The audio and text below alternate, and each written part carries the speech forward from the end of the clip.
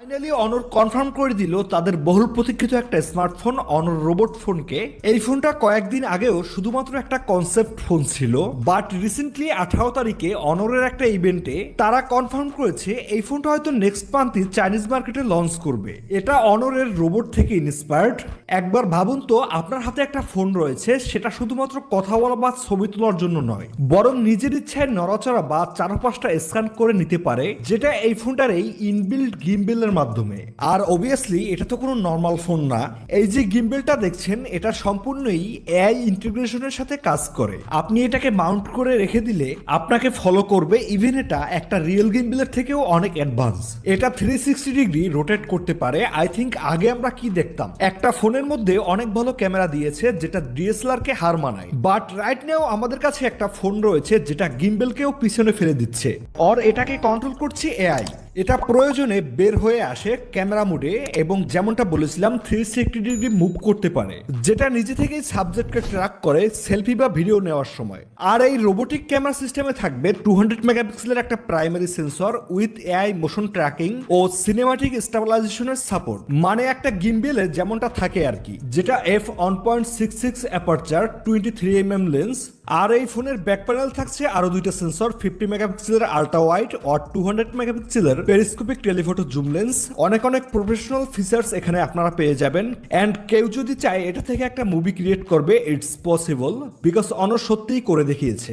আর এই পুরো সিস্টেমকে কন্ট্রোল করবে অ্যাডাপটিভ রোবোটিক সিস্টেম, যা ব্যবহারকারীর বিহেভিয়ারকে কপি করে। মানে আপনি ফোনের দিকে তাকালেই সে বুঝে ফেলবে আপনি স্যাড, অ্যাংরি নাকি হ্যাপি, এন্ড সেই অনুযায়ী আপনার সাথে রিয়াক্ট করবে। এছাড়া ডেইলি লাইফে যে কাজগুলো রয়েছে সেগুলো আপনাকে মনে করিয়ে দেবে অ্যালেক্সার মতন, বিকজ এখানে থাকছে এআই ভয়েস কোম্পানি, যেটা মানব কণ্ঠে আপনার সাথে কথা বলবে as a friend. Or owner claim করছে এই এআই সিস্টেমটি নাকি গুগল জেমিনি, চ্যাটজিপিটি এন্ড ওয়েবের ওন সেল লং এআই মডেল থেকে ইন্সপায়ার্ড। এটা ইন্টারনেট কানেকশন ছাড়াও কাজ করে। মানে এখানে থাকছে একটা ডেডিকেটেড এআই চিপ, আপনার ফোনে ডেটা বা ওয়াইফাই কানেক্টেড না থাকলেও সে তার কাজ চালিয়ে যাবে। এর বাইরে এই ফোনটার প্রসেসর সেকশনে থাকছে স্ন্যাপড্রাগন 8 Elite Gen 5, যার পারফরমেন্স সম্পর্কে আমরা কম বেশি সবাই অবগত রয়েছি। এটা 16GB র্যাম ও 1TB স্টোরেজ ভ্যারিয়েন্ট নিয়ে মার্কেটে আসবে।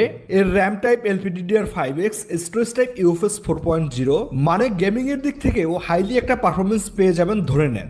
ব্যাটারি সেকশনে থাকবে 7000 mAh এর সিলিকন কার্বাইড ব্যাটারি উইথ 120 ওয়াটের ফাস্ট চার্জার, যেটা থেকে এই ফোনটাকে একবার ফুল চার্জ করতে পারবে মাত্র 30 মিনিটের মধ্যেই। এন্ড ফাইনালি যদি আমরা এই ফোনটার প্রাইসিং এর কথা বলি, এই ফোনটার যে 16GB র্যাম 1TB স্টোরেজ ভ্যারিয়েন্টটি রয়েছে সেটা চাইনিজ মার্কেটে লঞ্চ করবে 7999 ইউয়ানে, যেটা বাংলাদেশি টাকায় কনভার্ট করলে অ্যারাউন্ড 1,40,000 টাকার মতন আসে। সো বাংলাদেশে আসলে আমরা হয়তো 1,40,000 থেকে 50-এর মধ্যেই পেয়ে যাব আশা করি। তবে এই ফোনটার কিছু খারাপ দিকে রয়েছে, যেমন battery drainage. I mean battery খুব তাড়াতাড়ি শেষ হয়ে যাবে, বিকজ এই ফোনের সাথে যে গিম্বেলটা রয়েছে সেটাকেও ফোনের সাথে পাওয়ার দিতে হবে, যেহেতু এই ফোনটার কোনো আলাদা পাওয়ার সিস্টেম নেই।